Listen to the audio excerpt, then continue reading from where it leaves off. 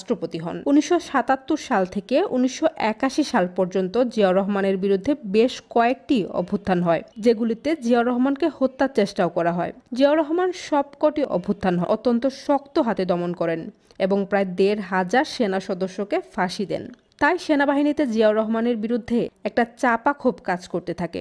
সেনাবাহিনীতে জিয়াউর রহমান সবচেয়ে বেশি বিশ্বাস করতেন দুজন মানুষকে। একজন হলেন জেনারেল মঞ্জুর, আরেকজন হলেন জেনারেল এরশাদ। এরশাদের কুটচালে মঞ্জুরের সাথে জিয়ার দূরত্ব তৈরি হতে থাকে এবং এরশাদ হতে থাকে জিয়ার প্রিয় ভাজন এবং অত্যন্ত বিশ্বস্ত। এজন্যই এরশাদকে জিয়াউর রহমান সেনা প্রধান পদে নিযুক্ত করেন। সেনা প্রধান হওয়ার পর এরশাদ জিয়ার সাথে পরিকল্পনা করে মঞ্জুরকে ক্যান্টনমেন্টের বাইরে স্টাফ কলেজে বদলির ব্যবস্থা করেন।